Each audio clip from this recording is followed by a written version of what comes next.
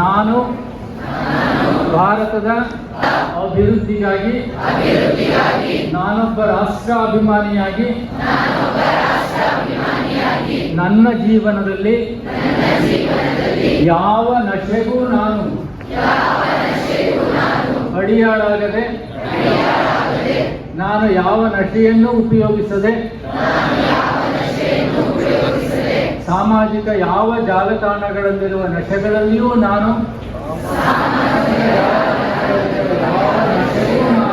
ನಶೆಯಲ್ಲಿ ಭಾಗಿಯಾಗದೆ, ನಾನು ಸ್ವತಂತ್ರವಾಗಿ ನನ್ನ ಬದುಕನ್ನು ರೂಪಿಸಿಕೊಂಡು ಈ ರಾಷ್ಟ್ರದ ಅಭಿವೃದ್ಧಿಯಲ್ಲಿ ನನ್ನ ಯೋಗದಾನವನ್ನು ಮಾಡುತ್ತೇನೆ. ಜೈ ಹಿಂದ್. Thank you.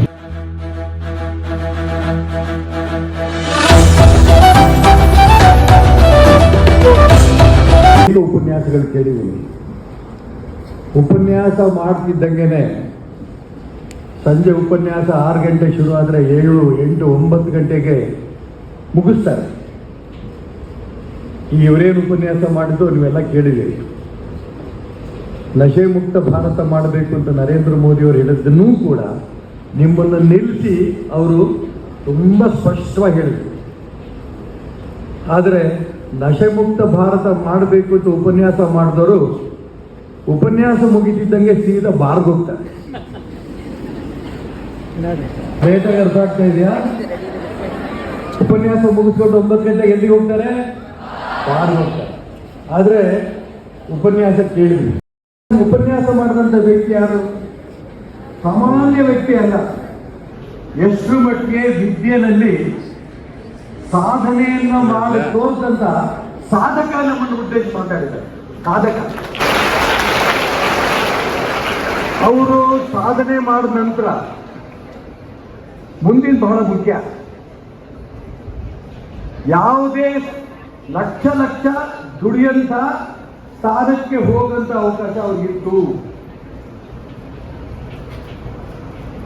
ಆದ್ರೆ ಅವರು ಯೋಚನೆ ಮಾಡಿದ್ರು, ಈ ದೇಶದಲ್ಲಿರುವಂತ ಸಾಮಾನ್ಯ ಜನರಿಗೆ ಈ ದೇಶದ ಮಣ್ಣಿನ ವಿಶೇಷತೆಯನ್ನು ಅರ್ಥ ಮಾಡಿಸಬೇಕು, ಅವನ ವೈಯಕ್ತಿಕ ಬದುಕನ್ನ ಸರಿಯಾದ ಗುರಿ ತೋರಿಸಿ ಆ ಗುರಿಗೆ ಹೋಗ್ಬೇಕು ಅಂತ ಹೇಳಿ ಇಡೀ ಜೀವನವನ್ನ ಬ್ರಹ್ಮಚಾರಿಗಳಾಗಿ ದೇಶ ಸೇವೆ ಮುಡುಪಾಡಿದಂಥ ವ್ಯಕ್ತಿ ಮಹೇಶ್ವರಪ್ಪ.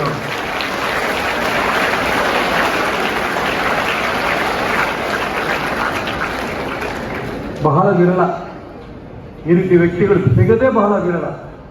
ಅನ್ಸೂಯಕ್ಕನವ್ರ ಮನವಿ ಮಾಡಿದಾಗ ಇಲ್ಲಿ ಉಪನ್ಯಾಸಕ್ಕೆ ಬರಬೇಕು ಅಂತ ಪ್ರಾರ್ಥನೆ ಮಾಡಿದಾಗ ಇವರು ಒಪ್ಕೊಂಡಾಗ ನಾನು ಕೂಡ ಇಷ್ಟರ ಮಟ್ಟಿಗೆ ಅವ್ರು ಮಾತಾಡ್ತಾರೆ ಅಂತ ಕಲ್ಪನೆಯನ್ನು ಕೊಡಿಲ್ಲ. ನನ್ನ ಜೀವನದಲ್ಲಿ ಅತಿ ಉತ್ಕೃಷ್ಟವಾದ ಉಪನ್ಯಾಸವನ್ನು ಕೇಳಿದ ದಿನ ಇವತ್ತು ಅದರಲ್ಲಿ ಹೆಮ್ಮೆಯಿಂದ ನಾನು ಹೇಳಕ್ಕೆ ಇಷ್ಟಪಡ್ತೀನಿ.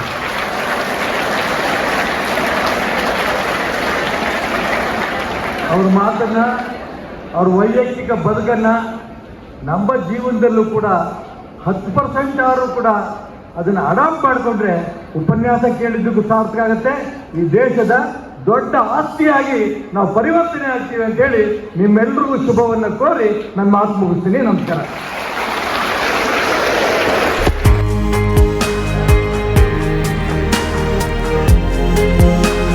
ಮಂತ್ರಿಗಳಾಗಿದ್ದು ಜನಪರ, ಜೀವನ್ಮುಖಿ ಮತ್ತು ಸಮಾಜಮುಖಿಯಾಗಿ ತಮ್ಮ ಚಿಂತನೆಗಳನ್ನ ಮಾಡ್ತಾ ಅನೇಕರನ್ನ ಸಂಘಟಿಸುತ್ತಾ ಈ ರಾಜ್ಯದ ಅಭಿವೃದ್ಧಿಗಾಗಿ ಜೊತೆಯಲ್ಲಿ ಜನರೊಡನೆ, ಸಾಮಾನ್ಯ ಜನರೊಡನೆ ಸಾಮಾನ್ಯರಾಗಿ ಬದುಕುವಂತಹ, ಜೀವಿಸುವಂತಹ ಸಹೃದಯಿ ರಾಜಕಾರಣಿಯನ್ನ ನಾನು ನೋಡಿದ್ದು ಈಶ್ವರಪ್ಪನವರು. ಆದ್ರೆ ನಮ್ಮ ಮುಂದೆ ಇರ್ತಕ್ಕಂತಹ ವ್ಯಕ್ತಿತ್ವವನ್ನು ನಾವು ಗುರುತಿಸಿ ಆ ವ್ಯಕ್ತಿತ್ವವನ್ನು ನಮ್ಮಲ್ಲಿ ಅಳವಡಿಸಿಕೊಳ್ಳದೆ ಬಹಳ ದೊಡ್ಡ ಒಂದು ಮೌಲ್ಯ ಶಿಕ್ಷಣ ಅಂತೇಳಿ ನಾನಾದ್ರೂ ಭಾವಿಸ್ತೀನಿ. ಅವರು ನಮ್ಮ ಮೌಂಟ್ ಅಬುಗೆ ಬಂದಿದ್ರು. ಬರ್ಬೇಕಾದ್ರೆ ಗೋಶಾಲೆಗಳನ್ನೆಲ್ಲ ಅವರು ನೋಡ್ಕೊಂಡು ಅಲ್ಲಿನ ಗೋಶಾಲೆಯ ಮುಖ್ಯಸ್ಥರನ್ನ ಭೇಟಿ ಮಾಡಿ ಅವರ ಸಹೃದಯತೆಯನ್ನು ನೋಡಿ, ಯಾಕೆಂದ್ರೆ ಪ್ರಯಾಣ ಮಾಡ್ತಕ್ಕಂಥದ್ದು ರಾಜಸ್ಥಾನ್, ಗುಜರಾತ್ ಮತ್ತು ಹರಿಯಾಣಗಳಲ್ಲಿ ನಮ್ಮ ಕರ್ನಾಟಕದಲ್ಲಿ ಇದ್ದಾಗಲ್ಲ. ಅಲ್ಲಿನ ವಾತಾವರಣ ಇರ್ಬೋದು, ಅಲ್ಲಿನ ನೀರಿರ್ಬೋದು, ಅಲ್ಲಿನ ಹವಾಗುಣ ಇರ್ಬೋದು, ಎಲ್ಲವೂ ಬದಲಾಗ್ತದೆ. ಈ ವಯಸ್ಸಿನಲ್ಲಿ ಅವರು ಬಹಳ ಚಿಕ್ಕ ಮಕ್ಕಳಂತೆ ಓಡಾಡ್ಕೊಂಡು ಅಲ್ಲಿನ ಎಲ್ಲ ವಿಷಯಗಳನ್ನ ಅಧ್ಯಯನ ಮಾಡ್ತಾ ಬಂದಿರತಕ್ಕಂಥದ್ದು. ಇದು ನಾನು ಕೆಲವು ವಿಷಯಗಳನ್ನ ಹೇಳ್ತೇನೆ. ಇನ್ನು ಅನೇಕ ನೀವು ಇಲ್ಲಿ ಅವರ ಚಿಕ್ಕ ಪುಟ್ಟ ವಿಷಯಗಳನ್ನ ಗಮನಿಸ್ತಾ ಇರ್ತೀರಿ. ಅಂಥವರನ್ನ ನೀವು ರೋಲ್ ಮಾಡಲ್ ಆಗಿ ಇಟ್ಕೊಂಡು ಬೆಳೆಯೋದೇ ಬಹುಶಃ ಮೌಲ್ಯ ಶಿಕ್ಷಣ ಅಂತೇಳಿ ನಾನಾದ್ರೂ ಸಹಿತವಾಗಿ ಭಾವಿಸ್ತೀನಿ. ಹಾಗೇನೆ ಈ ಕಾರ್ಯಕ್ರಮದಲ್ಲಿ ಸನ್ಮಾನ್ಯ ಶ್ರೀ ಆರಾಧ್ಯರವರು ಅವರು ಮೌಂಟ್ ಅಬುಗೆ ಬಂದಿದ್ರು ಮತ್ತು ನಾನೇನು ಸೋಲಾರ್ ಅಲ್ಲಿ ಇರ್ತೀನಿ ಅಲ್ಲಿಗೂ ಸಹಿತವಾಗಿ ಬಂದು ಒಂದು ತಂಡದೊಂದಿಗೆ ಅವರು ಎಲ್ಲವನ್ನೂ ನೋಡ್ಕೊಂಡು ಬಂದಿದ್ರು. ಅವರು ಸಹಿತವಾಗಿ ಒಂದು ಯೋಗ ಕೇಂದ್ರದಲ್ಲಿ ವಿಶೇಷವಾಗಿರ್ತಕ್ಕಂಥ ವ್ಯಕ್ತಿತ್ವವನ್ನ ಅವರು ಉಣಬಡಿಸ್ತಿದ್ದಾರೆ. ಅವರಿಗೆ ನಾನು ಈ ಸಂದರ್ಭದಲ್ಲಿ ನೆನಪು ಮಾಡ್ಕೊಳ್ತೀನಿ. ಹಾಗೇನೆ ಬಹುಶಃ ಇಲ್ಲಿನ ಪ್ರಾಂಶುಪಾಲರು, ಉಪನ್ಯಾಸಕ ಮಿತ್ರರು, ಜೊತೆಗೆ ಕಾಂತೇಶ್ರವರು, ಬಹುಶಃ ನಾನು ಪೇಪರ್ಗಳಲ್ಲಿ ಅಷ್ಟೇ ಅವರನ್ನ ನೋಡ್ತಿದ್ದೆ. ಈಗ ನೇರವಾಗಿ ನೋಡ್ತಕ್ಕಂಥ ಅವಕಾಶ ನನಗೆ ಸಿಕ್ತು. ಅವ್ರ ಬಗ್ಗೆ ಸಾಕಷ್ಟು, ಯಾಕೆಂದ್ರೆ ನಾನು ರಾಜ್ಯಶಾಸ್ತ್ರವನ್ನೇ ಬೋಧಿಸಿದ್ದು, ರಾಜಕಾರಣಿಗಳ ಬಗ್ಗೆ ಬಹಳಷ್ಟು ನನಗೆ ತಿಳುವಳಿಕೆ ಇದೆ. ಜೊತೆನಲ್ಲಿ ನಮ್ಮನಲ್ಲೇ TB ಜಯಚಂದ್ರ ಅಂತೇಳಿ ಅವರ ಒಂದು ತಾಯಿಯ ತಮ್ಮನೇ ನಾನು. ಹಾಗಾಗಿ ನಾನು ಅವರೊಡನೆ ಬಹಳಷ್ಟು ಒಡನಾಟ ರಾಜಕಾರಣದಲ್ಲಿ ಇದ್ದಿದ್ರಿಂದ ನನಗೆ ಈಶ್ವರಪ್ಪನ ದೂರದಿಂದ ನೋಡಿದ್ದಷ್ಟೇ. ಯಾಕಂದ್ರೆ ಇವತ್ತು ಅವ್ರ ಜೊತೆನಲ್ಲಿ ಕೂತ್ಕೊಳ್ತಕ್ಕಂಥ ಸೌಭಾಗ್ಯ, ಅಂತಹ ಮೇರು ವ್ಯಕ್ತಿತ್ವ. ಬಹುಶಃ ನೀವು ಒಬ್ಬ ವ್ಯಕ್ತಿಯನ್ನ ನೋಡ್ಬೇಕಾದ್ರೆ ಅವರ ವ್ಯಕ್ತಿತ್ವವನ್ನ ನೋಡ್ಬೇಕಾಗ್ತದೆ. ಹಾಗಾಗಿ ಅವರ ಜೊತೆನಲ್ಲಿ ಕೂತ್ಕೊಳ್ತಕ್ಕಂಥ ಸೌಭಾಗ್ಯ, ಮಾತನಾಡ್ತಕ್ಕಂಥ ಸೌಭಾಗ್ಯ ನನಗೆ ಸಿಕ್ತು. ವಿದ್ಯಾರ್ಥಿಗಳೇ, ನಿಮ್ಮ ಎಲ್ಲ ಉಪನ್ಯಾಸಕರನ್ನ, ಯಾಕಂದ್ರೆ ನಿಮ್ಮನ್ನ ತಿದ್ದಿ ತೀಡಿ ಒಂದು ಸ್ಪರ್ಧಾತ್ಮಕ ಪರೀಕ್ಷೆಗೆ ತಯಾರು ಮಾಡಿ ನಿಮ್ಮ ಭವಿಷ್ಯವನ್ನ ಅಥವಾ ನಿಮ್ಮ ಆಲೋಚನೆಗಳನ್ನ, ನಿಮ್ಮ ವಿವೇಕವನ್ನ ಒಂದು ನಿರ್ದಿಷ್ಟ ರೀತಿನಲ್ಲಿ ಅವರು ತಿದ್ದಿ ತೀಡ್ಬೇಕಾದ್ರೆ ಉಪನ್ಯಾಸಕ ವರ್ಗ ಬಹಳಷ್ಟು ಶ್ರಮಿಸ್ತದೆ. ಅವರೆಲ್ಲರನ್ನೂ ನೆನಪು ಮಾಡ್ಕೊಳ್ತಾನೆ. ಈ ಒಂದು ಸಂಸ್ಥೆಯ ಆವರಣ ಬಹಳ ಉತ್ತಮವಾಗಿರ್ತಕ್ಕಂತಹ, ಸ್ವಚ್ಛವಾಗಿರ್ತಕ್ಕಂತಹ ಮತ್ತು ಕಲೀಲಿಕ್ಕೆ ಫ್ರೆಂಡ್ಲಿ ಅಂತ ಹೇಳಿ ನಾವು ಕರಿತೀವಿ. ಅಂದ್ರೆ ಸಹೃದಯ ಮತ್ತು ಸ್ನೇಹ ಪರ ವಾತಾವರಣವನ್ನ ನಾನು ಕಂಡ್ಕೊಂಡು ಬಂದೆ. ಬರ್ಬೇಕಾದ್ರೆ ಒಳಗೆ ಕಾರ್ ತಗೊಂಡು ಹೋಗೋಣ ಅಂದ್ಕೊಂಡೆ, ಬೇಡ ನೋಡ್ಕೊಂಡು ಹೋಗೋಣ ಎಲ್ಲ ಆವರಣವನ್ನ ಅಂತೇಳಿ ಅಲ್ಲೇ ಇಳಿದು ನಾನು ನೋಡ್ಕೊಂಡು ಬಂದೆ. ನಾನು ಸಾಕಷ್ಟು ಸಂಸ್ಥೆಗಳನ್ನ ನೋಡಿದ್ದೀನಿ. ಯಾಕಂದ್ರೆ ನಾನು ಕೇವಲ ಪ್ರಾಂಶುಪಾಲನಾಗಿರ್ಲಿಲ್ಲ, ಹಾಗೇನೆ ಯೂನಿವರ್ಸಿಟಿಯಲ್ಲಿ ಒಬ್ಬ ಪ್ರಶ್ನೆ ಪತ್ರಿಕೆಯ ವಿಶೇಷ ಅಧ್ಯಕ್ಷನಾಗಿ ಮತ್ತು ವಿವಿಧ ಹುದ್ದೆಗಳಲ್ಲಿ ಕಾರ್ಯನಿರ್ವಹಿಸಿದ ಅನೇಕ ಸಂಸ್ಥೆಗಳಿಗೆ ಭೇಟಿ ಮಾಡ್ತಕ್ಕಂಥ ಅವಕಾಶ ನನಗೆ ಆಗ ಸಿಗ್ತಾ ಇತ್ತು. ಹಾಗಾಗಿ ಈ ಕ್ಯಾಂಪಸ್ ನಲ್ಲಿ ಬಹುಶಃ ನೀವು ಕೂತ್ಕೊಂಡಿರ್ತಕ್ಕಂಥ ಬ್ಯೂಟಿ, ಅಂದ್ರೆ ಒಂದು ಸಂಘಟನೆಯ ಬ್ಯೂಟಿ ಇದೆಯಲ್ಲ, ಇಟ್ಸ್ ನನಗೆ ಎಂದೂ ಸಹಿತ ಮರೆಯಲಾಗದಂತಹ ಒಂದು ಬ್ಯೂಟಿಯನ್ನ ಈಶ್ವರಪ್ಪನವರು ಒದಗಿಸಿಕೊಟ್ಟಿದ್ದಾರೆ ಅಂತೇಳಿ ನಾನಾದ್ರೂ ಸಹಿತವಾಗಿ ಭಾವಿಸ್ತೀನಿ. ಇನ್ನು ವಿದ್ಯಾರ್ಥಿಗಳೇ, ಮುಖ್ಯ ವಿಷಯಕ್ಕೆ ಬರೋಣ. ನಾನು ನಿಮ್ಮೊಡನೆ ಮಾತನಾಡ್ತಕ್ಕಂಥ ವಿಷಯ ಅಂತ ಹೇಳಿದ್ರೆ ನಿಮ್ಮ ಭವಿಷ್ಯವನ್ನ. ಈಗ ನೀವು ಅನೇಕ ಕನಸುಗಳನ್ನ ಹೊತ್ತು ಬಂದಿದ್ದೀರಿ, ಹೌದಲ್ವೇ? ಕನಸುಗಳು ಇದೆಯಲ್ವೇ? ನಿಮ್ಮ ಹತ್ರ ಇದೆಯೋ ಇಲ್ವೋ? ಜೋರಾಗಿ ಹೇಳಿ ನೋಡೋಣ, ಇದೆಯೋ ಇಲ್ವೋ? ಇದೆ. ನಿಮ್ಗೆ ಅನೇಕ ಕನಸುಗಳಿದೆ. ಕನಸುಗಳನ್ನು ಕಟ್ಟಿಕೊಂಡಾಗ ನಾವು ಶಿಕ್ಷಣವನ್ನ ಒಂದು ಗುರಿಯಾಗಿ ಇಟ್ಕೊಂಡು ಪ್ರಯತ್ನವನ್ನ ಮಾಡಬಹುದು. ನಮ್ಗೆ ಕನಸುಗಳೇ ಇಲ್ಲ, ನಮ್ಗೆ ಕಲ್ಪನೆಗಳೇ ಇಲ್ಲ, ನಮಗೆ ಪರಿಕಲ್ಪನೆಗಳೇ ಇಲ್ಲ, ನಮಗೆ ಕಾನ್ಸೆಪ್ಟ್ ಇಲ್ಲ ಅಂತ ಹೇಳಿದ್ರೆ, ನಮ್ಗೊಂದು ಗುರಿ ಇಲ್ಲ ಅಥವಾ ಮತ್ತು ದಿಗ್ದರ್ಶನ ಇಲ್ಲ, ಅಥವಾ ನಾವು ಈ ಲೊಕೇಶನ್ ಇಂದ ಡೆಸ್ಟಿನೇಷನ್ ಅಂತ ಹೇಳಿ ಕರಿತೀವಿ. ಅಂದ್ರೆ ನಾವು ಲೊಕೇಶನ್ PUC ಅಲ್ಲಿ ಇದೀವಿ, ಡೆಸ್ಟಿನೇಷನ್ ನಮ್ದು ಏನಂತ ಹೇಳಿ ನಮ್ ತಿಳುವಳಿಕೆ ಇಲ್ಲ ಅಂತ ಹೇಳಿದ್ರೆ, ಬಸ್ ಸ್ಟ್ಯಾಂಡ್ ಹೋಗಿ ಬಸ್ ಹತ್ತಿ ಯಾವ ಊರಿಗೆ ಹೋಗ್ಬೇಕೆ ಅಂತ ಕಂಡಕ್ಟರ್ ಕೇಳಿದ್ರೆ ಗೊತ್ತಿಲ್ಲ ಸರ್, ಒಂದು ಟಿಕೆಟ್ ಕೊಡಿ ಅಂದಂಗ ಆಗ್ತದೆ. ಹಾಗಾಗಿ ನಮ್ಗೆ ಒಂದು ಡೆಸ್ಟಿನೇಷನ್, ಗುರಿ ಇಟ್ಕೊಳ್ಬೇಕಾಗ್ತದೆ. ಆ ಗುರಿಯನ್ನೇ ಅಬ್ದುಲ್ ಕಲಾಂ ಅವರು ಕನಸುಗಳು ಅಂತ ಹೇಳಿ ಕರೆದ್ರು. ನಾನು ಅದನ್ನ ಪರಿಕಲ್ಪನೆಗಳು ಅಂತ ಹೇಳಿ ಕರೆದು. ನಿಮ್ಗೆ ನಿಮ್ಮದೇ ಆಗಿರ್ತಕ್ಕಂತಹ ಪರಿಕಲ್ಪನೆಗಳಿದೆ.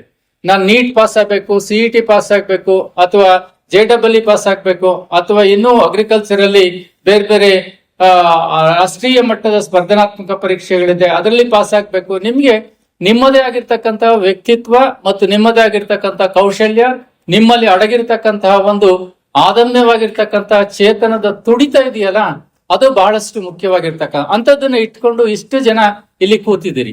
ಬಹುಶಃ ಈ ಸಂಸ್ಥೆ ನಿಮ್ಮೆಲ್ಲರ ಕನಸುಗಳನ್ನ ಹೊತ್ತು ಉತ್ತಮವಾಗಿ ನಿಮ್ಮನ್ನ ಆ ದಿಗ್ದರ್ಶನದತ್ತ ಕರ್ಕೊಂಡು ಹೋಗ್ಬೇಕು ಅಂತೇಳಿ ನಿಮ್ಗೆ ಇಲ್ಲಿನ ಪ್ರಾಂಶುಪಾಲರು ಮತ್ತು ಶಿಕ್ಷಕ ವರ್ಗ, ಜೊತೆಯಲ್ಲಿ ಅಧ್ಯಕ್ಷರು ಮತ್ತು ಎಲ್ಲರೂ ನಿಮ್ಮ ಭವಿಷ್ಯದ ಕನಸುಗಳ ಬಗ್ಗೆ ಅವರು ಚಿಂತನೆಯನ್ನ ಮಾಡಿರ್ತಾರೆ. ನೋಡಿ, ನಿಮ್ ಬಗ್ಗೆ ಚಿಂತನೆ ಮಾಡ್ತಕ್ಕಂಥದ್ದು ಈಶ್ವರಪ್ಪನವರು, ಅವರ ತಂಡ.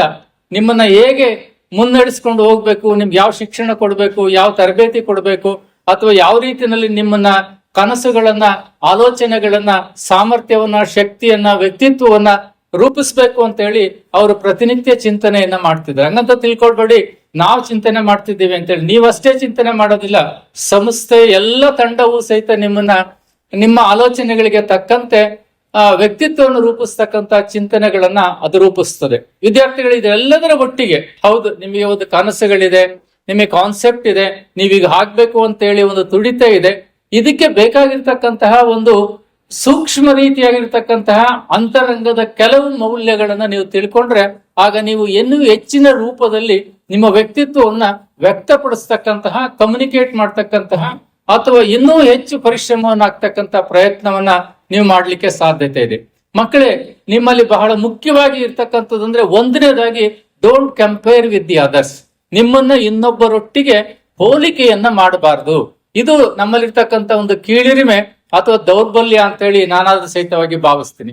ಮೊದಲನೇದಾಗಿ ನಿಮ್ಮನ್ನ ನೀವು ಪ್ರೀತಿಸುವ ಗುಣವನ್ನ ಕಲ್ತ್ಕೊಳ್ಬೇಕು. ಅದು ನಿಮ್ಮಲ್ಲಿರ್ತಕ್ಕಂಥ ತಾಕತ್ತನ್ನ, ಶಕ್ತಿಯನ್ನ ಅದು ಹೊರಗಡೆ ತರ್ಲಿಕ್ಕೆ ಶಿಕ್ಷಣ ಅಂತ ಹೇಳಿದ್ರೆ ನಿಮ್ಮಲ್ಲಿರ್ತಕ್ಕಂತಹ ಸಾಮರ್ಥ್ಯವನ್ನ, ಪೊಟೆನ್ಶಿಯಾಲಿಟಿಯನ್ನ ಹೊರಗಡೆ ತರ್ತಕ್ಕಂಥದ್ದು.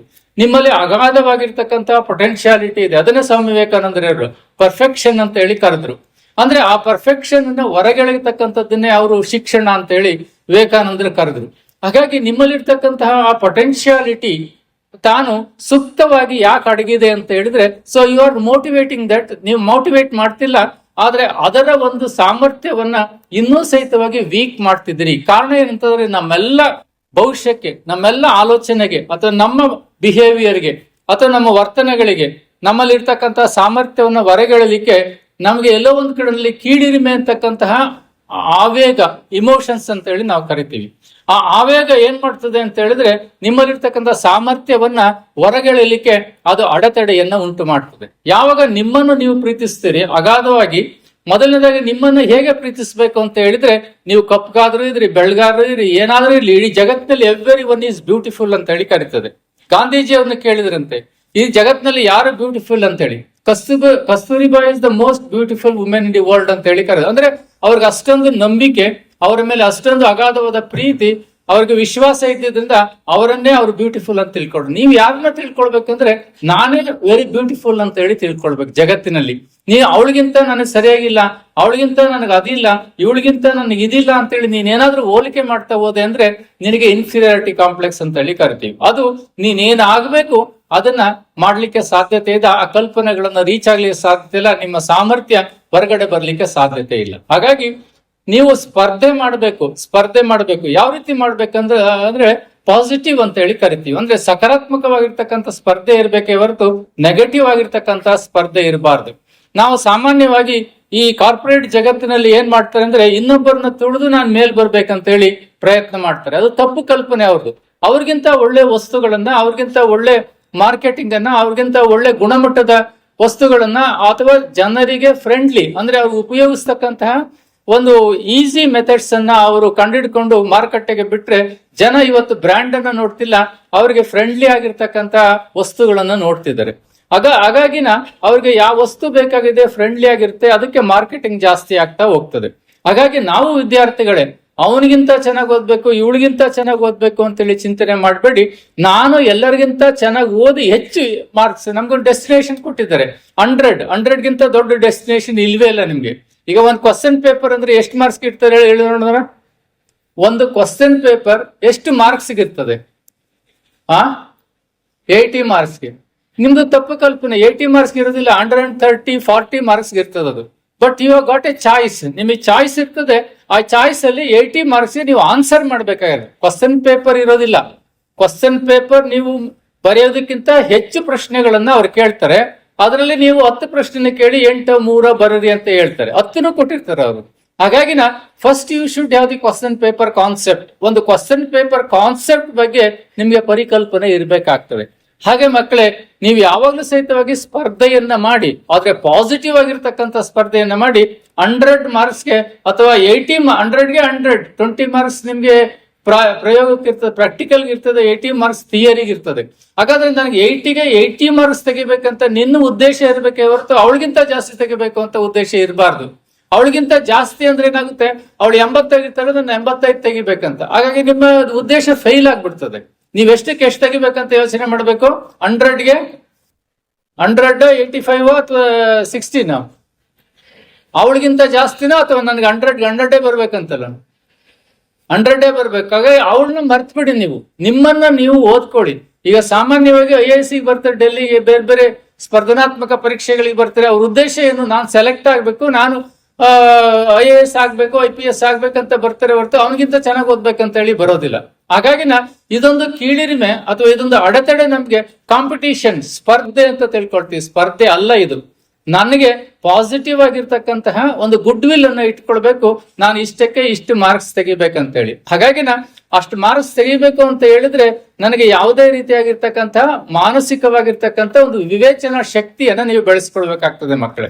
ವಿವೇಚನಾ ಶಕ್ತಿ ಏನಿದೆ ಅದನ್ನ ರೀಸನಿಂಗ್ ಅಂತ ಕರೀರಿ, ಸೃಜನಶೀಲತೆ ಅಂತ ಕರೀರಿ, ಕ್ರಿಯೇಟಿವಿಟಿ ಅಂತ ಕರೀರಿ, ನೀವು ಯಾವ ಭಾಷೆಯಿಂದಲಾದ್ರೂ ಕರೀರಿ. ಹಾಗಾಗಿ ನಿಮ್ಮ ಆಲೋಚನೆಗಳು ವಿಭಿನ್ನ ರೀತಿಯಲ್ಲಿ ಆಲೋಚನೆ ಮಾಡ್ತಕ್ಕಂಥ ಶಕ್ತಿ ಮತ್ತು ಸಾಮರ್ಥ್ಯವನ್ನ ಪಡ್ಕೊಂಡಿರ್ಬೇಕು ಮಕ್ಕಳೇ. ಅದನ್ನ ನೀವು ಸ್ಪಷ್ಟವಾಗಿ ಹೇಳೋದಾದ್ರೆ, ಆ ಸೃಜನಶೀಲತೆ ಅಂದ್ರೆ ಒಂದು ವಸ್ತುವನ್ನ, ಘಟನೆಯನ್ನ, ಸನ್ನಿವೇಶವನ್ನ ವಿಭಿನ್ನ ಆಲೋಚನೆಗಳಲ್ಲಿ, ವಿಭಿನ್ನ ದೃಷ್ಟಿಕೋನಗಳಲ್ಲಿ ನೋಡ್ತಕ್ಕಂತಹ ಸಾಮರ್ಥ್ಯ ನಮ್ಗಿರ್ಬೇಕಾಗ್ತದೆ. ಒಂದು ಪ್ರಶ್ನೆ ಪತ್ರಿಕೆಯನ್ನ, ಒಂದು ಪ್ರಶ್ನೆಯನ್ನ ವಿಭಿನ್ನ ರೂಪದಲ್ಲಿ, ಯಾಕಂದ್ರೆ ಒಂದೇ ರೀತಿ ಸಾಲ್ವ್ ಮಾಡ್ಬೇಕು ಅಂತ ಹೇಳಿ ಇರೋದಿಲ್ಲ. ಒಂದೇ ರೀತಿ ಸಾಲ್ವ್ ಮಾಡ್ಬೇಕು ಅಂತ ಇರೋದಿಲ್ಲ. ಅದಕ್ಕೆ ಶಾರ್ಟ್ ಕಟ್ಸ್ ಇರ್ತದೆ, ಅದಕ್ಕೆ ಈಕ್ವೇಶನ್ಸ್ ಇರ್ತದೆ, ಅದಕ್ಕೆ ಸಹಜವಾಗಿ ಆಲೋಚನೆ ಮಾಡ್ತಕ್ಕಂಥ ಈಗ ಹಲವಾರು ರೀತಿಯ ವಿಭಿನ್ನವಾಗಿರ್ತಕ್ಕಂಥ ರೀತಿಯಲ್ಲಿ ಅದಕ್ಕೆ ಆನ್ಸರ್ ಹುಡುಕ್ತಕ್ಕಂಥ ಸಾಮರ್ಥ್ಯ ಇರ್ತದೆ ಅಥವಾ ವೇ ಇರ್ತದೆ. ಬಟ್ ಅದನ್ನ ಆಲೋಚನೆ ಮಾಡ್ತಕ್ಕಂಥ ಒಂದು ಕ್ರಿಯೇಟಿವಿಟಿ ಅಂತ ಹೇಳಿ ಕರಿತೀವಿ, ಸೃಜನಶೀಲತೆ ಅಂತ ಹೇಳಿ ಕರಿತೀವಿ. ಈಗ ಸೃಜನಶೀಲತೆ ಅಂತ ಹೇಳಿದ್ರೆ ನಿಮ್ಗೆ ಉದಾಹರಣೆಗೆ ಹೇಳೋದಾದ್ರೆ, ಈಗ ಒಂದು ದೊಡ್ಡ ಒಂದು ಸೋಪ್ ಫ್ಯಾಕ್ಟ್ರಿ ಇದೆ. ಆ ಸೋಪ್ ಫ್ಯಾಕ್ಟ್ರಿಯಲ್ಲಿ ಸೋಪ್ ಎಲ್ಲ ತಯಾರಾಗಿ ಒಂದು ಬೆಲ್ಟ್ ಮೇಲೆ ಹೋಗ್ತಾ ಇರ್ತದೆ. ಒಂದು ಬೆಲ್ಟ್ ಮೇಲೆ ಹೋಗ್ತಾ ಇರ್ಬೇಕಾದ್ರೆ ಅದು 100 ಏನಾಗ್ತಿರ್ತದೆ, ಪ್ಯಾಕಿಂಗ್ ಆಗ್ತಿರ್ತದೆ. ಒಂದು ಸೋಪ್ ಫ್ಯಾಕ್ಟ್ರಿ, ಅದ್ರಲ್ಲಿ ಸೋಪ್ ತಯಾರಾಗ್ತಿರ್ತದೆ. ಅದು ಯಾವ್ದ್ರ ಮೇಲೆ ಹೋಗ್ತಿರ್ತದೆ, ಬೆಲ್ಟ್ ಮೇಲೆ ಹೋಗ್ತಿರ್ತದೆ. ಅದು ಮುಂದೆ ಹೋಗಿ ಏನಾಗ್ತದೆ, ಪ್ಯಾಕಿಂಗ್ ಆಗ್ತದೆ. ಎಷ್ಟು ಪ್ಯಾಕಿಂಗ್ ಆಗ್ತದೆ ಅದು 100.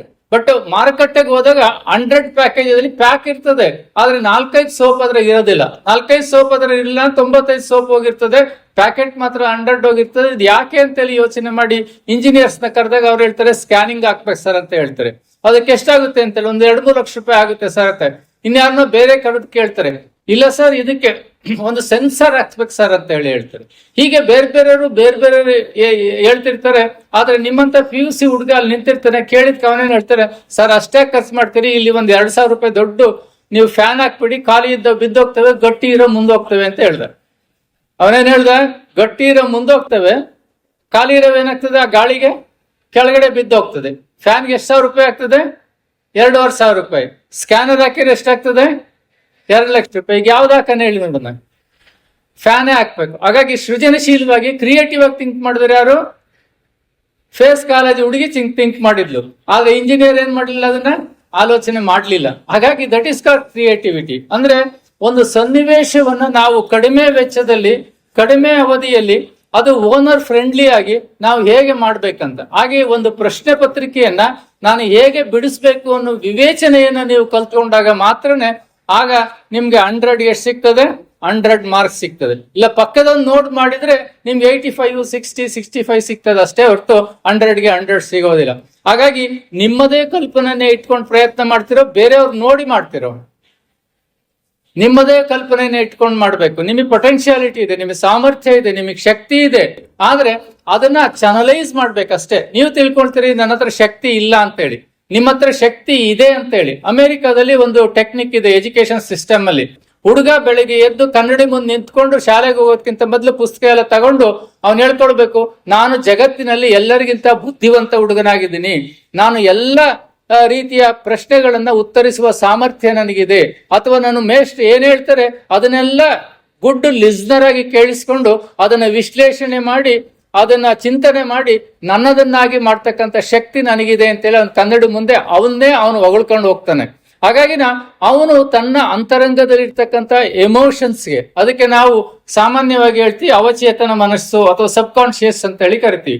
ಅದಕ್ಕೆ ಒಂದು ಟ್ರೈನಿಂಗ್ ಅನ್ನ ಕೊಡಬೇಕಾಗ್ತದೆ. ನಿನಗೆ ಶಕ್ತಿ ಇದೆ, ಸಾಮರ್ಥ್ಯ ಇದೆ ಅಂತೇಳಿ. ನಮ್ಗೆಲ್ಲ ರಾಮಾಯಣ ಗೊತ್ತಿದೆ. ರಾಮಾಯಣದಲ್ಲಿ ಹನುಮಂತನ ಆರ್ಬೇಕು ಅಂತೇಳಿ ಎಲ್ಲರೂ ಹೇಳ್ತಾರೆ. ಅವನು ಇಲ್ಲ ನನ್ನ ಕೈಲಿ ಆಗೋದಿಲ್ಲ ಅಂತ ಒಂದು ಇದ್ರ ಮೇಲೆ ಕೂತ್ಕೊಳ್ತಾನೆ, ಕಲ್ಲಿನ ಮೇಲೆ ಕೂತ್ಕೊಳ್ತಾನೆ, ಹೋಗಿ ಜಾಂಬು ಅಂತ ಕರ್ಕೊಂಡು ಬರ್ತಾನೆ. ಇಲ್ಲ ಕಣಯ್ಯ ನಿನಗೆ ಸಾಮರ್ಥ್ಯ ಇದೆ ಅಂತ. ಅಲ್ಲಿರುವ ಎಲ್ಲರೂ ಹೇಳ್ತಾರೆ ನಿನಗೆ ಸಾಮರ್ಥ್ಯ ಇದೆ ಆರೋದು ಅಂತ. ಅವನಿಗೆ ಹೌದಾ ನನಗೆ ಸಾಮರ್ಥ್ಯ ಇದೆಯಾ, ಪ್ರಯತ್ನ ಮಾಡ್ತೀನಿ ಅಂತೇಳಿ ಅವ್ನು ಪ್ರಯತ್ನ ಮಾಡ್ತಾನೆ, ಹಾರಿ ಹೋಗ್ತಾನೆ. ಹಾಗಾಗಿ ನಮ್ಮ ಸಾಮರ್ಥ್ಯ ನಮ್ಗೆ ಗೊತ್ತಿರೋದಿಲ್ಲ. ಇನ್ನೊಬ್ಬರು ಮೋಟಿವೇಶನ್ ಮಾಡಿದಾಗ ಮಾತ್ರ ನಮ್ಗೆ ಏನಾಗ್ತದೆ, ನಮ್ಮ ಹತ್ರ ಸಾಮರ್ಥ್ಯ ಇದೆ ಅಂತೇಳಿ ಗೊತ್ತಾಗ್ತದೆ. ಹಾಗಾಗಿ ಮಕ್ಕಳೇ, ನೀವು ಯಾರಿದ್ದಲೂ ಹೇಳಿಸ್ಕೊಳ್ಳೋದು ಅಗತ್ಯವಿಲ್ಲ. ಸೆಲ್ಫ್ ಮೋಟಿವೇಶನ್ ಮೆಥಡ್ ಅಂತೇಳಿ ಕರಿತೀವಿ ನಾವು. ಬೇರೆಯವರಿಂದ ಮೋಟಿವೇಶನ್ ಮಾಡೋದು, ವ್ಯಕ್ತಿ ಘಟನೆಗಳಿಂದ ಮೋಟಿವೇಶನ್ ಆಗೋದು ಅದರಿಂದ ಬೇಕಾಗಿಲ್ಲ ನಮ್ಗೆ. ನೀವೇ ಸೆಲ್ಫ್ ಮೋಟಿವೇಶನ್ ಆಗ್ಬೇಕು. ನಾನೊಬ್ಬ ವಿದ್ಯಾರ್ಥಿ ಆಗಿದ್ದೀನಿ, ನಮ್ಗೆ ಈಶ್ವರಪ್ಪರವರ ತಂಡ ಇಷ್ಟೆಲ್ಲ ಫೆಸಿಲಿಟಿ, ಒಳ್ಳೆ ಟೀಚರ್ಸ್, ಒಳ್ಳೆ ವಾತಾವರಣ, ಬೇಕಾಗಿರ್ತಕ್ಕಂಥ ಪುಸ್ತಕಗಳು, ರಿಸೋರ್ಸ್ ಪರ್ಸನ್ ಇಷ್ಟೆಲ್ಲ ಒದಗಿಸಿದ್ದಾರೆ.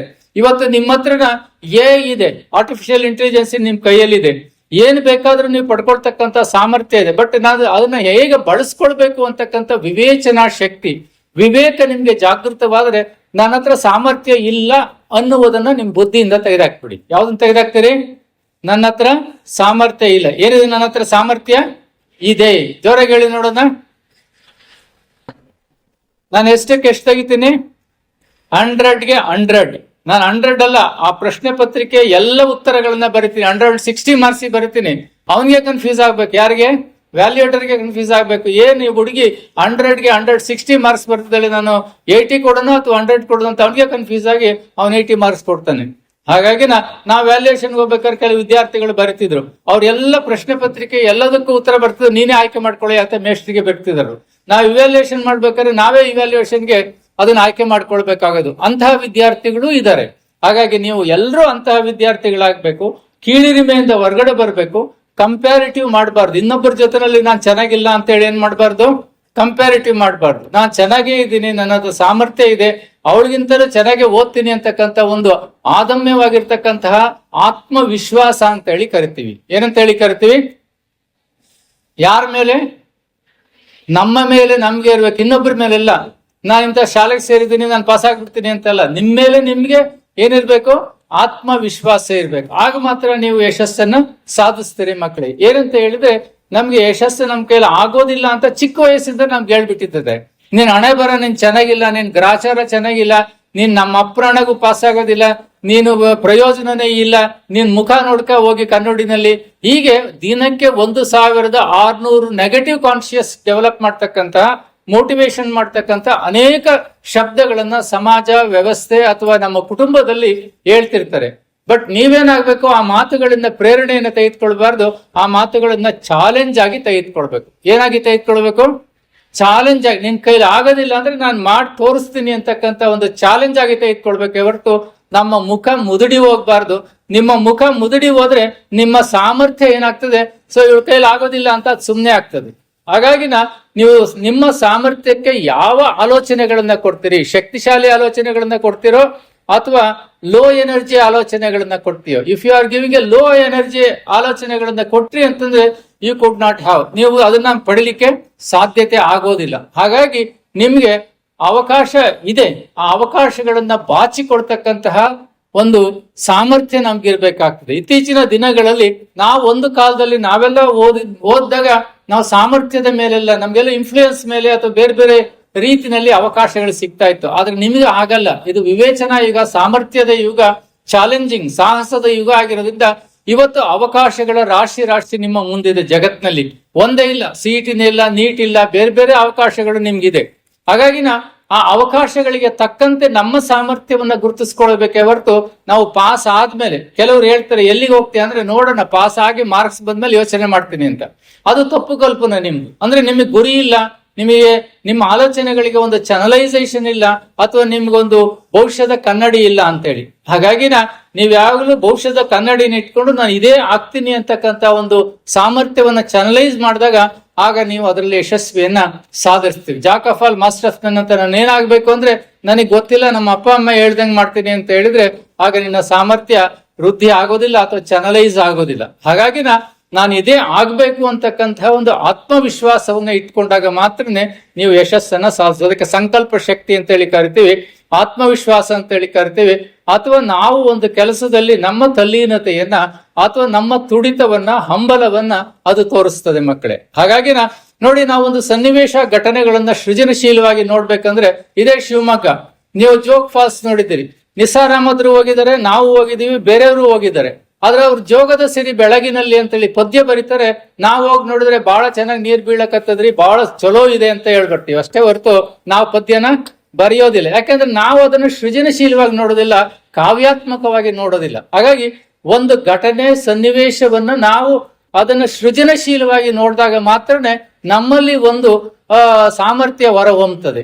ಹಾಗೇನೆ ನೀವು ಅನೇಕ ವಿಚಾರಗಳನ್ನ ನೋಡ್ತಾ ಹೋದ್ರೆ ನಮ್ಮಲ್ಲಿ ಸೃಜನಶೀಲತೆ ಬಹಳಷ್ಟು ಮುಖ್ಯ. ಅದನ್ನ ನಾವು ಪ್ರೊಬಬಿಲಿಟಿ ಥಿಂಕಿಂಗ್ ಅಂತ ಹೇಳಿ ಕರಿತೀವಿ. ಅಂದ್ರೆ ಪ್ರೊಬಬಿಲಿಟಿ ಥಿಂಕಿಂಗ್ ಅಂದ್ರೆ ಕಾರ್ಯ ಸಾಧ್ಯವಾದಂತಹ ಆಲೋಚನೆಗಳಂತ ಹೇಳಿ ಕರಿತೀವಿ. ಏನ್ ಆಲೋಚನೆ? ಕಾರ್ಯ ಸಾಧ್ಯವಾದಂತಹ ಆಲೋಚನೆ ಅಂತ ಹೇಳಿ ಕರಿತೀವಿ. ಈ ಕಾರ್ಯ ಸಾಧ್ಯವಾದಂತಹ ಆಲೋಚನೆಗಳಂತ ಹೇಳಿದ್ರೆ ನಮ್ಗೆ ಏನಾಗ್ತದೆ, ನನ್ನ ಕೈಲಿ ಮಾಡ್ಲಿಕ್ಕಾಗಲ್ಲ ಅಥವಾ ನಾವು ಕೆಲಸಗಳನ್ನ ಮುಂದೂಡೋದು. ಯಾವ ರೀತಿನಲ್ಲಿ ಅಂದ್ರೆ, ಈಗ ನೀವು ನಿಮಗೆ ಚೆನ್ನಾಗಿ ಅರ್ಥ ಆಗ್ಬೇಕು, ಯಾವುದು ಪಾಠ ಚೆನ್ನಾಗಿ ಅರ್ಥ ಆಗ್ಬೇಕಂತಂದ್ರೆ ನಿಮ್ ಜೊತೆನಲ್ಲಿ ಮೇಸ್ಟ್ ಕನೆಕ್ಟ್ ಆಗ್ಬೇಕು, ಆಕ್ಟಿವೇಶನ್ ಆಗ್ಬೇಕು. ಆಗ ಮಾತ್ರ ನಿಮಗೆ ಕನೆಕ್ಟ್ ಆಗಿ ಆಕ್ಟಿವೇಶನ್ ಆದ್ರೆ ನಿಮಗೆ ಪಾಠ ಚೆನ್ನಾಗಿ ಅರ್ಥ ಆಗ್ತದೆ. Then you can become a very good listener. ನೀವು ಕ್ಲಾಸ್ ನಲ್ಲಿ ಕೂತ್ಕೊಂಡು ಒಳ್ಳೆ ಶ್ರೋತೃಗಳಾಗಿ ಮೇಸ್ಟ್ ಹೇಳೋದನ್ನ ಏನ್ ಮಾಡ್ತೀರಿ, ಕೇಳ್ತೀರಿ. ಹಾಗಾಗಿ ನಾವು ಅಂತಹ ಒಳ್ಳೆಯ ಲಿಸ್ನರ್ ಆಗಬೇಕು. ಯಾವಾಗ ನೀವು ಶಾಲೆಯಲ್ಲಿ ಒಳ್ಳೆಯ ಕನೆಕ್ಟಿವಿಟಿ ಮತ್ತು ಆಕ್ಟಿವೇಶನ್ ಇರ್ಬೇಕಂತ ಹೇಳಿದ್ರೆ ಆ ವಿಷಯಗಳ ಬಗ್ಗೆ ನಿಮ್ಗೆ ಗೊತ್ತಿರ್ಬೇಕಾಗ್ತದೆ. ಯಾವ ವಿಷಯಗಳ ಬಗ್ಗೆ? ಮಾಸ್ಟರ್ ಏನ್ ಪಾಠ ಮಾಡ್ತಾರೆ ಇವತ್ತು ಅನ್ನುವ ಒಂದು ಚಾಪ್ಟರ್ ಅನ್ನ ಮೊದಲೇ ಓದ್ಕೊಂಡ್ ಬರ್ಬೇಕಾಗ್ತದೆ. So you will have the awareness of the words. ನಿಮ್ಗೆ ಅರ್ಥ ಆಗ್ತದೋ ಬಿಡ್ತದೋ ಗೊತ್ತಿಲ್ಲ, ಬಟ್ ಅದನ್ನ ನೀವು ವರ್ಡ್ಸ್ ಗಳ ಬಗ್ಗೆ ನಿಮ್ಗೆ ಪರಿಚಯ ಇರ್ತದೆ. ಮೊದಲೇ ಓದ್ಕೊಂಡ್ ಬಂದ್ರೆ ನಿಮ್ಗೆ ಆ ವಿಷಯ ವರ್ಡ್ಸ್ ಗಳ ಬಗ್ಗೆ ಅವೇರ್ನೆಸ್ ಇದ್ರೆ definitely with in a fraction of second you will get connect with the teacher. Teacher ಜೊತೆನಲ್ಲಿ ಕನೆಕ್ಟ್ ಆಗ್ತೀರಿ. ಇಲ್ಲಪ್ಪ ಮೇಸ್ಟ್ ಹೇಳಿದ ವರ್ಡ್ಸ್ ಅನ್ನ ನೀನ್ ಅರ್ಥ ಮಾಡ್ಕೊಂಡು ನೀನು ಹೋಗಿ ಮನೆಯಲ್ಲಿ ಕೂತ್ಕೊಂಡು ಆಲೋಚನೆ ಮಾಡೋ ಅಷ್ಟೊತ್ತಿಗೆ ಅದು 5%ಗೆ ಇಳಿದೋಗ್ಬಿಡ್ತದೆ ನಿಮ್ ಲಿಸ್ನಿಂಗ್ ಪವರ್. ಹಾಗಾಗಿನ ನೀವು ಶಾಲೆಗೆ ಕಾಲೇಜಿಗೆ ಬರೋದಕ್ಕಿಂತ ಮೊದಲೇ ಆ ಚಾಪ್ಟರ್ ಅನ್ನ ನೀವು 4-5 ಸರಿ ಓದ್ಕೊಂಡು ಬಂದಿರ್ಬೇಕು. ನಿಮ್ಗೆ ಅರ್ಥ ಆಗದಿದ್ರು ಪರವಾಗಿಲ್ಲ. ಇನ್ನ ರನ್ನಿಂಗ್ ಸ್ಪೀಡ್, ಸುಮ್ಮನೆ ರನ್ನಿಂಗ್ ಸ್ಪೀಡ್ ಅಲ್ಲಿ ನೀವು ಓದ್ಕೊಂಡು ಬಂದ್ರೆ ಸಾಕು, you will get connect with the teacher. ಆಗ ನಿನ್ನ ಇದೇನಾಗ್ತದೆ, ಆಕ್ಟಿವೇಶನ್. ಇದಕ್ಕೆ ಪ್ರೊಬಬಿಲಿಟಿ ಥಿಂಕಿಂಗ್ ಅಂತ ಹೇಳಿ ಕರಿತೀವಿ. ಕಾರ್ಯ ಸಾಧ್ಯವಾದಂತಹ ಆಲೋಚನೆಗಳಂತ ಹೇಳಿ ಕರಿತೀವಿ. ಇನ್ನ ಕೆಲವರು ಏನಾಗಿರ್ತಾರೆ ಅಂತಂದ್ರೆ ಫೇಲ್ಯೂರ್ ಕಾನ್ಶಿಯಸ್ ಅಂತ ಹೇಳಿ ಕರಿತೀವಿ. ಫೇಲ್ಯೂರ್ ಕಾನ್ಶಿಯಸ್ ಅಂದ್ರೆ ಇದು ನನ್ನ ಕೈಲಿ ಆಗೋದಿಲ್ಲ ಅಂತ, ಇದು ನನ್ನ ಕೈಲಿ ಆಗೋದಿಲ್ಲ ಅಂತಕ್ಕಂತಹ ಒಂದು ಆಲೋಚನೆಯನ್ನ ನೀನ್ ಮಾಡಿದೆ ಅಂತ ಹೇಳಿದ್ರೆ ನೀನ್ ಕಾನ್ಶಿಯಸ್ ಏನ್ ಹೇಳ್ತದೆ ಅಂದ್ರೆ ಇವಳ ಕೈಲಿ ಆಗೋದಿಲ್ಲ ಬಿಡು ಅಂತ ಅದು ಸಾಮರ್ಥ್ಯವನ್ನ ಕುಗ್ಗಿಸ್ತದೆ. ಇಲ್ಲ ನನ್ನ ಕೈಲಿ ಆಗ್ತದೆ ಅಂತಂದ್ರೆ ಅದು ಮೋಟಿವೇಶನ್ ಮಾಡಿ ನಿನ್ ಕಾನ್ಶಿಯಸ್ ಅನ್ನ ಏನ್ ಮಾಡ್ತದೆ, ಜಾಗೃತಗೊಳ್ತದೆ. ಹಾಗಾಗಿ ಯಾವುದೇ ಕೆಲಸ ನನ್ನ ಕೈಲಿ ಆಗೋದಿಲ್ಲ ಅಂತ ಹೇಳಿ ನಾನೇನ್ ಮಾಡಬಾರ್ದು, ಸುಮ್ಮನೆ ಕೂತ್ಕೊಳ್ಬಾರ್ದು. ಎಲ್ಲದಕ್ಕೂ ಒಂದೇನಿರ್ತದೆ, ದಾರಿ ಇದ್ದೇ ಇರ್ತದೆ. ಒಂದು ಬೀಗ ಮಾಡಿದಾನೆ ಅಂದ್ರೆ ಅದಕ್ಕೊಂದು ಏನ್ ಮಾಡಿರ್ತಾನೆ, ತೆಗಿಯಕ್ಕೆ ಚಾವಿನೂ ಮಾಡಿರ್ತಾನೆ. ಬರೀ ಬೀಗ ಮಾಡಿ ಅವ್ನು ಮಾರ್ಕೆಟಿಗೆ ಬಿಡೋದಿಲ್ಲ, ಅದ್ರ ಜೊತೆಗೆ ಏನ್ ಮಾಡಿರ್ತಾನೆ, ಅವನು ಏನ್ ಮಾಡಿರ್ತಾನೆ, ತೆಗಿಲಿಕ್ಕೆ ಚಾವಿ ಮಾಡೇ ಇರ್ತಾನೆ. ಹಾಗಾಗಿ ಒಂದು ಸಮಸ್ಯೆ ಇದೆ ಅಂದ್ರೆ ಅದಕ್ಕೊಂದು ಏನಿರ್ತದೆ, ಪರಿಹಾರ ಇದ್ದೇ ಇರ್ತದೆ. ಹಾಗಾಗಿ ಈ ಜಗತ್ತಿನಲ್ಲಿ nothing is impossible in this world. ಜೋರಗಳಿ ನೋಡೋಣ, nothing is impossible in this world. ಈ ಜಗತ್ತಿನಲ್ಲಿ ಅಸಾಧ್ಯವಾದುದು ಯಾವುದು ಇಲ್ಲ ಅಂತ ಹೇಳಿ ನೀವು ತಿಳ್ಕೊಳ್ಬೇಕು. ಅಂತ ಅಸಾಧ್ಯವಾಗಿರ್ತಕ್ಕಂಥ ಯಾವುದು ಇಲ್ಲ ಅಂತ ಹೇಳಿ ನೀವು ತಿಳ್ಕೊಳ್ತೀರಿ, ಎಲ್ಲವೂ ಕಾರ್ಯ ಸಾಧ್ಯ ಅಂತ ಹೇಳಿ ನೀವು ತಿಳ್ಕೊಂಡಾಗ ನೀವು ಯಶಸ್ಸನ್ನ ಸಾಧಿಸ್ತೀರಿ ಮಕ್ಕಳಿಗೆ. ಹಾಗೇನೆ ರೋಲ್ ಮಾಡಲ್ ಯಾರನ್ನ ಇಟ್ಕೊಳ್ಬೇಕು? ನಾನು ಆಗ್ಲೇ ಹೇಳಿದೆ, ನಮ್ಮ ಸ್ಥಳೀಯ ಮಟ್ಟದಲ್ಲೇ ಇರ್ತಕ್ಕಂಥ ಅನೇಕ ನಾಯಕರು ಅವರ ಜೀವನದಲ್ಲಿ ಯಶಸ್ಸನ್ನ ಸಾಧಿಸಿ ಅನೇಕ ಇತಿಹಾಸವನ್ನ ಬಿಟ್ಟೋಗಿರ್ತಕ್ಕಂಥವ್ರು ಇದ್ದಾರೆ. ನಮ್ಮ ಈಶ್ವರಪ್ಪನವ್ರು ಅಂತಾರೆ ಇದ್ದಾರೆ, ಶಿವಪ್ಪನವ್ರು ಅಂತಾರೆ ಇದ್ದಾರೆ, ಇನ್ನು ಅನೇಕ ಕಡಿದಾಳ್ ಮಂಜಪ್ಪ, ಅನೇಕ ಜನರಿದ್ದಾರೆ. ನಮ್ಮ ಮುಂದೆ ಅನೇಕ ಜನರು ಸೇವೆಯನ್ನ ಮಾಡ್ತಾ ಇರ್ತಾರೆ. ಅವರನ್ನ ಮಾಡಲಾಗಿ ಇಟ್ಕೊಳ್ಳೋದಿಲ್ಲ, ಎಲ್ಲೋ ದೂರದಲ್ಲಿರೋರನ್ನ ಇಟ್ಕೊಳ್ತೀವಿ. ಹಾಗಾಗಿ ಅವರಲ್ಲಿರುವ ಶ್ರದ್ಧೆ ಮತ್ತು ಅವರು ಮಾಡ್ತಕ್ಕಂಥ ವರ್ಕ್ ಹಾಲಿಕ್ ಅಂದ್ರೆ ಅವರು ಮಾಡ್ತಕ್ಕಂತಹ ಪರಿಶ್ರಮ ಜೊತೆನಲ್ಲಿ ಅವರು ಸಮಾಜವನ್ನು ನೋಡ್ತಕ್ಕಂತಹ ದೃಷ್ಟಿಕೋನ. ಹಾಗಾಗಿ ಅದ್ರ ಜೊತೆನಲ್ಲಿ ನಾನು ರೋಲ್ ಮಾಡಲ್ ಆಗಿ ಇಟ್ಕೊಳ್ಬೇಕು, ಬೇರೆಯವ್ರನ್ನೆಲ್ಲ. ಯಾರನ್ನ? ನಿಮ್ಮನ್ನೇ ನೀವು ರೋಲ್ ಮಾಡಲ್ ಆಗಿ ಇಟ್ಕೊಳ್ಬೇಕಾಗ್ತದೆ. ನೀವು ಗಾಂಧೀಜಿ ಆಗ್ಲಿಕ್ಕೆ ಆಗೋದಿಲ್ಲ ಅಥವಾ ಇನ್ಯಾರೋ ವ್ಯಕ್ತಿತ್ವವನ್ನು ರೂಪಿಸ್ಕೊಳ್ಳಿಕ್ಕಾಗಿಲ್ಲ. ಅವರು ಇತಿಹಾಸದ ಪುರುಷರು, ಅವರನ್ನ ಆದರ್ಶವಾಗಿ ಇಟ್ಕೊಳ್ಳೋಣ. ಆದ್ರೆ ನನಗೆ ರೋಲ್ ಮಾಡಲ್ ಆಗಿ ನೀನ್ ಯಾವಾಗ ಸಾಮರ್ಥ್ಯವನ್ನ ಸ್ಟೆಪ್ ಇಡ್ತೀಯ, ಆಗ ನಿನ್ನ ಜೀವನದಲ್ಲಿ ಏನಾಗ್ತೀಯ, ಯಶಸ್ಸನ್ನ ಸಾಧಿಸ್ತೀಯ ಮಕ್ಕಳೇ. ಹಾಗಾಗಿ ಅದರ ಜೊತೆನಲ್ಲಿ ನೀವು ಸೈಂಟಿಫಿಕ್ ಥಿಂಕಿಂಗ್ ಅಂತ ಹೇಳಿ ಕರಿತೀವಿ, ಅಂದ್ರೆ ವೈಜ್ಞಾನಿಕವಾಗಿ ಚಿಂತನೆಯನ್ನ ಮಾಡ್ತಕ್ಕಂಥದ್ದು. ನಾವು ಕಾರ್ಯ ಸಾಧ್ಯವಾಗಿರ್ತಕ್ಕಂಥ ಆಲೋಚನೆಗಳನ್ನ ಮಾಡಿ, ಯಾವುದೂ ಸಹಿತ ಈ ಜಗತ್ತಿನಲ್ಲಿ ಏನಿಲ್ಲ ಅಸಾಧ್ಯವಾದದ್ದು, ಇಲ್ಲವೇ ಇಲ್ಲ. ಚಿಕ್ಕವರು ದೊಡ್ಡವರು ಅನ್ನೋ ಪ್ರಶ್ನೆನೇ ಇಲ್ಲ. ಈಗ ಉದಾಹರಣೆಗೆ ಹೇಳ್ತೀನಿ, ಚಿಕ್ಕವರಿಂದಲೂ ಏನ್ ಸಾಧ್ಯತೆ ಆಗ್ತದೆ ಅನ್ನೋದಕ್ಕೆ ಒಂದು ಉದಾಹರಣೆ, ನೈಜವಾಗಿರ್ತಕ್ಕಂಥ ಉದಾಹರಣೆ. 1800ರ ಗಡಿ. ಆಗ ನಮ್ಗೆ ಕೆನಡಾ ಮತ್ತು ನೆದರ್ಲ್ಯಾಂಡ್ಸ್, ಅಂದ್ರೆ ನಾವು ಏನು ಕೆನಡಾ ಮತ್ತು ಅಮೆರಿಕಾದ ಮಧ್ಯೆ ಒಂದು ನಯಾಗರ ಅಂತ ಫಾಲ್ಸ್ ಇದೆ. ನೀವು ಕೇಳಿರ್ತೀರಿ ಅಥವಾ ಸಿನಿಮಾದಲ್ಲಿ ಅಥವಾ ಸಮೂಹ ಮಾಧ್ಯಮಗಳಲ್ಲಿ ನೋಡಿರ್ತೀರಿ. ಆ ನಯಾಗರ ಫಾಲ್ಸ್ಗೆ ಏನಾಗಿರುತ್ತೆ ಅಂತ ಹೇಳಿದ್ರೆ, ಆ ಫಾಲ್ಸ್ ಇರೋದ್ರಿಂದ ಅಮೆರಿಕಾದವರು ಕೆನಡಾಕ್ ಬರ್ಬೇಕಾದ್ರೆ ಬಹಳ ಸುತ್ತಕೊಂಡು ರೋಡ್ ವೇಸ್ ನಲ್ಲಿ ಬರ್ಬೇಕಾಗ್ತದೆ. ಅವ್ರು ಯೋಚನೆ ಮಾಡಿದ್ರು, ಇದಕ್ಕೆ ನೇರವಾಗಿ ಸೇತುವೆ ಕಟ್ಟಿದ್ರೆ ಒಳ್ಳೇದಲ್ವಾ, ಬಹಳ ಸಾವಿರಾರು ಕಿಲೋಮೀಟರ್ ನಾವು ಸುತ್ಕೊಂಡು ಬರೋದು ನಿಂತೋಗ್ತದೆ ಅಂತೇಳಿ. ಆಗ ಗ್ಲೋಬಲ್ ಟೆಂಡರ್ ಕರೀತಾರೆ, ಯಾರು ಮಾಡ್ಬೇಕು ಅಂತ. ಬಂದು ಇಂಜಿನಿಯರ್ಸ್ ಎಲ್ಲ ನೋಡ್ತಾರೆ. ಆ ಕಾಲದ ಟೆಕ್ನಾಲಜಿ ಇರ್ಲಿಲ್ಲ, ಈಗ ನಮ್ಗೆ ಒಳ್ಳೆ ಟೆಕ್ನಾಲಜಿ ಇದೆ. 1800ರ ಗಡಿಯಲ್ಲಿ ನಮ್ಗೆ ಟೆಕ್ನಾಲಜಿ ಇರ್ಲಿಲ್ಲ. ಆಗ ಎಲ್ಲ ಗ್ಲೋಬಲ್ ಟೆಂಡರ್ ಕರೆದು ಹೇಳ್ತಾರೆ, ಒಬ್ಬ ಇಂಜಿನಿಯರ್ ಹೇಳ್ತಾರೆ, ನಾನು ಮಾಡ್ಕೊಡ್ತೀನಿ ಸರ್, ಅದಕ್ಕೆ ನನಗೊಂದು ತಿಂಗಳು ಅವಕಾಶ ಕೊಡಿ ಅಂತ ಹೇಳ್ತಾನೆ. ಅವನು ಒಂದು ಸ್ಪರ್ಧೆಯನ್ನು ಇಡ್ತಾರೆ, ಗಾಳಿಪಟ ಹಾರಿಸ್ಬೇಕು. ಈ ಕಡೆ ದಡದಿಂದ ಆ ಕಡೆ ದಡಕ್ಕೆ ಏನ್ ಹಾರಿಸ್ಬೇಕು, ಗಾಳಿಪಟ ಹಾರಿಸ್ಬೇಕಂತ. ಆಗ ಅವನು ಗ್ಲೋಬಲ್ ಟೆಂಡರ್ ಕರಿತಾನೆ, ಬಂದ್ ಎಲ್ಲರೂ ಹಾರಿಸ್ತಾರೆ, ಯಾರು ಹಾರಿಸ್ಲಿಕ್ಕೆ ಸಾಧ್ಯತೆ ಇಲ್ಲ. ಆದ್ರೆ ಫೇಸ್ PU ಕಾಲೇಜ್ನ ಒಬ್ರು ಹುಡುಗಿ ಹೋಗಿ ಹೇಳ್ತಾಳೆ, ನಾನು ಅದನ್ನ ಹಾರಿಸ್ಕೊಡ್ತೀನಿ sir, give me 1 month training, 1 month ಇದು ಟೈಮ್ ಅಂತ ಹೇಳ್ತಾಳೆ. ಅವಳು ಎಷ್ಟು ಟೈಮ್ ಕೇಳ್ತಾಳೆ, 1 ಮಂತ್ ಟೈಮ್ ಕೊಡಿ, ನಾನು ಈ ಕಡೆಯಿಂದ ಗಾಳಿಪಟ ಏನ್ ಮಾಡ್ತೀನಿ, ಆ ಕಡೆ ಹಾರಿಸ್ತೀನಿ ಅಂತ ಹೇಳ್ತಾಳೆ. ಅಂದ್ರೆ ಅಲ್ಲಿ ಹುಡುಗ, ಎಲ್ಲಿ ನಯಾಗರ ಫಾಲ್ಸ್ ಹತ್ರ ಇರೋ ಹುಡುಗ ಹೇಳ್ತಾನೆ. ಹಾಗಾಗಿ ಅವನು 1 ತಿಂಗಳಾದ್ಮೇಲೆ ಗಾಳಿಪಟವನ್ನ ಈ ಕಡೆಯಿಂದ ಆ ಕಡೆ ಹಾರಿಸ್ತಾನೆ. ಆ ದಾರ ಇಟ್ಕೊಂಡು, ಹಾರಿರ್ತಕ್ಕಂಥ ದಾರ ಇಟ್ಕೊಂಡು ತಂತಿ ಕಟ್ತಾರೆ, ಮತ್ತೆ ರಾಡ್ ಕಟ್ತಾರೆ, ಮತ್ತು ದೊಡ್ಡ ಸೇತುವೆನೇ ಕಟ್ತಾರೆ. ಅದು ಬೇರೆ ವಿಚಾರ, ಟೆಕ್ನಾಲಜಿಯನ್ನ ಆಗಿನ ಕಾಲದಲ್ಲಿ ಬಳಸ್ಕೊಂಡು. ಬಟ್ ಆ ಹುಡುಗಿನ ಕೇಳ್ತಾರೆ, ಏನಮ್ಮ ನೀನು ಇಲ್ಲಿಂದ ಆ ಕಡೆ ಹೆಂಗ್ ಹಾರಿಸ್ತೆ ಅಂತ. ಇಲ್ಲ ಸರ್, ನಾನು ಬಂದ್ ಕೂತ್ಕೊಂಡು 1 ತಿಂಗಳು ನಾನು ಅಬ್ಸರ್ವ್ ಮಾಡಿದೆ, ಗಾಳಿ ಈ ಕಡೆಯಿಂದ ಆ ಕಡೆ ಯಾವ ದಿನ ಫಾಸ್ಟ್ ಆಗಿ ಬೀಸ್ತದೆ ಅಂತ ಹೇಳ್ಬಿಟ್ಟು ನಾನು ಅಬ್ಸರ್ವ್ ಮಾಡಿದೆ. ಆ ದಿನ ನಿಮ್ ಡೇಟ್ ಕೊಟ್ಟೆ, ಆ ದಿನ ನನ್ ಗಾಳಿಪಟ ಏನಾಯ್ತು, ಹಾರಿ ಹೋಯ್ತು. ಬೇರೆಯವರೆಲ್ಲ ಬಂದು ಹಾರಿಸಿದ್ರು, ಅವ್ರೇನ್ ಮಾಡ್ಲಿಲ್ಲ, ಅಬ್ಸರ್ವ್ ಮಾಡ್ಲಿಲ್ಲ, ಗಾಳಿ ಹೇಗೆ ಚಲಿಸ್ತದೆ ಅಂತ ಯೋಚನೆ ಮಾಡ್ಲಿಲ್ಲ.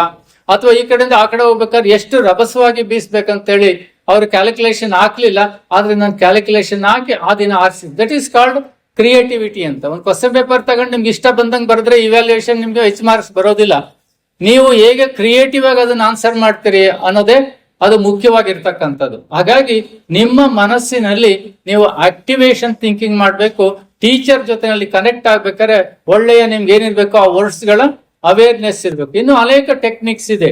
ನೀವು ಹೇಗೆ ನಿಮ್ಮ ಪ್ರಶ್ನೆ ಪತ್ರಿಕೆಯಲ್ಲಿ 80ಗೆ 80 ತೆಗಿಲಿಕ್ಕೆ, ಸೊ ನಿಮ್ಗೆ ಶಿಕ್ಷಕರು ಬೇರೆ ಬೇರೆ ರೀತಿಯಾಗಿರ್ತಕ್ಕಂತಹ ಒಂದು ಶಾರ್ಟ್ ಕಟ್ಸ್ ಅನ್ನು ಹೇಳ್ಕೊಳ್ಬಹುದು. ಬಟ್ ಅದರ ಜೊತೆನಲ್ಲಿ ನಮ್ಮ ಸಾಮರ್ಥ್ಯದ ಶಾರ್ಟ್ ಕಟ್ಸ್ ಹೇಗಿರ್ತದೆ ಅನ್ನುವುದನ್ನ ನಾವು ಕಲ್ತ್ಕೊಂಡಾಗ ಡೆಫಿನೆಟ್ಲಿ ಇಲ್ಲಿರ್ತಕ್ಕಂಥ ಎಲ್ಲ ಮಕ್ಕಳು ಸಹಿತವಾಗಿ ನೀಟ್ ಮತ್ತು CET JEE ಯಾವ್ದು ಬೇಕಾದ್ರೂ ಎದುರಿಸ್ತಕ್ಕಂಥ ಸಾಮರ್ಥ್ಯವನ್ನು ನೀವು ಪಡ್ಕೊಂಡಿರ್ತೀರಿ ಮಕ್ಕಳೇ. ಹಾಗಾಗಿ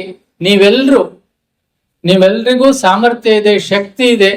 ನೀವು ನಿಮ್ಮ ಸಾಮರ್ಥ್ಯದ ಮೂಲಕವಾಗಿ ನೀವು ಯಶಸ್ಸನ್ನ ಗಳಿಸ್ತೀರಾ ಅಂತ ಹೇಳ್ತಾನ ನಿಮ್ಮೆಲ್ಲರಿಗೂ ಒಳ್ಳೇದಾಗ್ಲಿ ಮಕ್ಕಳೇ. ಇಂಥ ಅವಕಾಶಕ್ಕಾಗಿ ನಮ್ಮ ಈ ರಾಜ್ಯದ ಉಪಮುಖ್ಯಮಂತ್ರಿಗಳಾದಂತ ಈಶ್ವರಪ್ಪನವರಲ್ಲಿ ನಾನು ಅವರಿಗೆ ಅಭಿನಂದನೆಗಳನ್ನ ಸಲ್ಲಿಸ್ತಾ, ಅವರು ನಮ್ಮ ಮೌಂಟ್ ಅಬುಗೆ ಬಂದಿದ್ರು.